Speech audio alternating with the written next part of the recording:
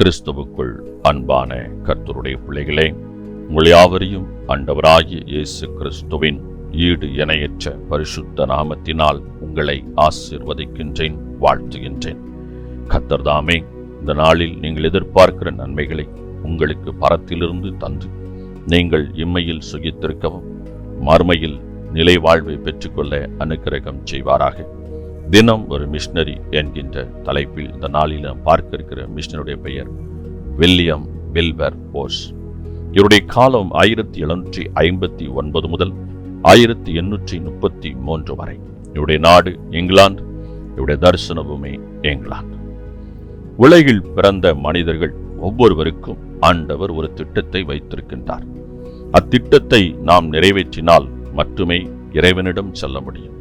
இத்திட்டங்களை நாம் அறிந்து கொள்வது எப்படி? வேத வாசிப்பும் ஜெபமும் தேவ சித்தத்தை நம்மில் வெளிப்படச் செய்கின்றன. வில்லியம் வில்பர் போரஸை கொண்டு ஆண்டவர் மிகப்பெரிய மகத்தான பணிகளை செய்தார்.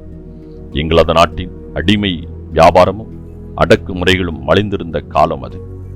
இங்கிலாந்தின் பொருளாதாரமே இவ்வடிமைகளின் வேலையை சார்ந்தே அமர்ந்திருந்தது.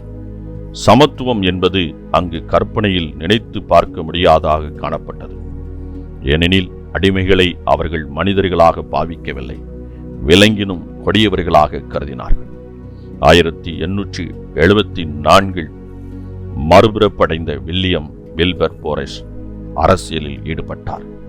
இளம் வயதிலேயே பாராளுமன்ற உறுப்பினராகவும் தேர்ந்தெடுக்கப்பட்டார். அரசியலில் காணப்பட்ட ஒழுக்கமற்ற செயல்கள் மன வெறுப்பை தந்தன. எனினும் கடவுள் தனக்கு தந்த 2 பெரிய திட்டங்களை எண்ணி பார்த்தார். அடிமைதனத்தை ஒழிக்க வேண்டும், ஒழுக்கத்தில் மறுமலர்ச்சியை கொண்டு வர வேண்டும் என்பவைகளை அவை. வேதாகம ஆதாரத்துடன் தன்னுடைய சீர்திருத்த பணியை திறம்பட ஆரம்பித்தார். பல சோதனைகளும் இடையூறுகளும் இவரின் பணியை செய்ய விடாமல் தடுத்தன. ஆயினும் ஒத்த மனதுடையவர்களின் கூட்டு முயற்சியால் மாபெரும் சீர்திருத்தத்தை இங்கிலாந்தில் ஏற்படச் செய்தார். ஆண்டவர் வரலாற்றில் செயலாற்றுகிறார் என்பதை திட்டமும் தெளிவுமாக நிலைநிறுத்தி காட்டினார். இங்கிலாந்தில் புரட்சி ஏற்பட்டது. அடிமைதனத்துக்கு எதிரான சட்டம் பிறப்பிக்கப்பட்டது. மக்கள் சமமாகவும் சுபிட்சமாகவும் வாழ்வதற்கு வில்பர் போரஸ் காரணமானார்.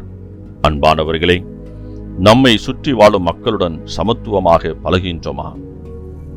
அன்பே நமது ஊழியத்தின் அஸ்திவாரமாக இருக்குமானால் நம் ஜீவியத்தில் பிரயோஜனம் உண்டு. மற்றபடி அது பூமிக்கும் மற்றவர்களுக்கும் பாரமாகத்தான் இருக்கும். அன்பானவர்களே, இந்த வில்லியம் வில்பர் போரஸ் மாபெரும் காரியங்களை, அரசியல் புரட்சியை இவர் செய்திருக்கின்றார். இன்று ஆவிக்குரிய மனிதன் கிறிஸ்தவன் என்று சொன்னால் அரசியல் சரிப்பட்டு வராது. திருச்சபைகளிலே முக்கிய நிர்வாக பொறுப்புகள் சரிப்பட்டு வராது. நாம் வசிக்கும் பகுதியிலே சமுதாய பொறுப்புகள் சரிப்பட்டு வராது என்று நினைக்கின்றோம். அப்படி அல்ல. கிறிஸ்துவுக்குள் இருக்கிற நாம், ஆவிக்குரிய ஜீவியத்தில் இருக்கிற நாம் தான் அரசியலில் இருக்க வேண்டும். நாம் தான் திருச்சபையின் நிர்வாகங்களிலே இருக்க வேண்டும். நாம் தான் சமுதாய முக்கிய பொறுப்புகளில் இருக்க வேண்டும். அப்பொழுதுதான் சரியான மாற்றத்தை நாம் கொண்டு வர முடியும். அன்பானவர்களே, இன்று நாம் இவைகளெல்லாம் அருவருப்பானவைகள், இவைகளெல்லாம் கீழ்த்தனமானவர்கள், இதில் இருப்பவர்கள் எல்லாம் சரியாக இல்லை, ஒழுக்கமாக இல்லை என்று எண்ணி இதில் நாம் போனால் நம்முடைய நிலைப்பாடும் அப்படிதான் இருக்கும் என்று விலகிச் சொல்லுகின்றோம். ஆகவேதான் இந்நாள் வரையிலும் அரசியல் தூய்மை பெறாமல் இருக்கின்றது. திருச்சபைகளின் நிர்வாகம் சுத்திகரிக்கப்படாமல் இருக்கின்றது. ஆகவே நாம், கிறிஸ்துவுக்குள் இருக்கிற நாம், இந்த பொறுப்புகளிலே வர வேண்டும். ஜபத்தோடும் வேத வசனத்தின் அடிச்சுவடுகளிலே நடந்து இந்த பொறுப்புகளிலே நாம் வர வேண்டும். மற்றவர்கள் வருகிற வழியில் நாம் வரக்கூடாது. ஆண்டவர் நம்மை அந்த இடத்தில் உயர்த்தி வைப்பார். அந்த இடத்தில் மகத்தான மாற்றங்களை செய்வதற்கு நம்மை பயன்படுத்துவார். ஆகவே இவைகளெல்லாம் நம்முடைய வேலை அல்ல என்று நினைக்கக்கூடாது. இந்த வில்லியம் பாருங்கள், மாபெரும் புரட்சியை அவர் இங்கிலாந்து தேசத்தில் ஏற்படுத்தியிருக்கின்றார். ஆம், அதற்கு காரணம் கிறிஸ்துவுக்குள் வாழ்ந்து கொண்டே அவர் அரசியலில் தூய்மையான ஒரு வாழ்க்கை வாழ்ந்து அதன் மூலமாக ஒரு அடிமைதனத்தையே ஒழித்து நாட்டின் சட்டமாக அதை கொண்டு வந்து சமத்துவம் நிலவச் செய்திருக்கின்றார். இன்று நாமும் அப்படிப்பட்ட பணிகளுக்கு கர்த்தரால் அழைக்கப்படுகின்றோம். நாம் அர்ப்பணிப்போம், பெரிய மாற்றத்தை உருவாக்குவோம். கர்த்தர் தாமே உங்களை ஆசீர்வதிப்பாராக. ஆமேன்.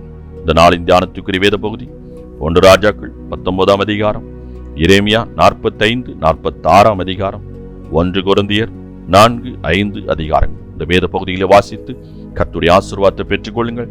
கர்த்தர் தாமே உங்களை ஆசீர்வதிப்பாராக. ஆமென்.